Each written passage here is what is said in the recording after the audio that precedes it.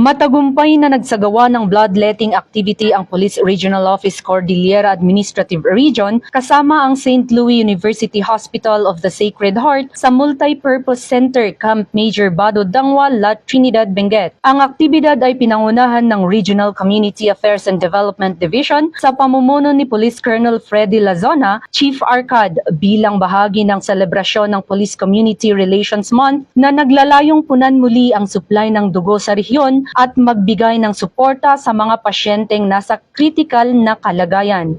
Ipinakita nito ang papel ng PNP hindi lang sa pagpapanatili ng kapayapaan at kaayusan, kundi pati na rin sa aktibong pagtulong sa kalusugan ng publiko at kapakanan ng komunidad. Bilang bahagi ng aktibidad, pinangunahan ni Police Colonel Alex Manlangit, Chief Regional Medical and Dental Unit, at Police Lieutenant Colonel Pelita Tasio, Assistant Division Chief ng ARCAD, ang donation drive kung saan may 26 na individual ang kusang loob na nag-donate ng dugo. Bawat donor ay nagbigay ng 500cc na nagresulta sa kabuuang 13,000cc ng dugo na pakikinabangan ng mga pasyenteng talagang nangangailangan sa pamamagitan ng blood bank ng nasabing hospital. Pinapakita ng aktibidad na ito ang dedikasyon ng ProCar sa pagtulong sa mga nangangailangan at sumasalamin sa mantra ng Chief PNP na serbisyong nararamdaman. Isang serbisyong tunay na nararamdaman ng mga tao sa pamamagitan ng pag-aalaga at malasakit.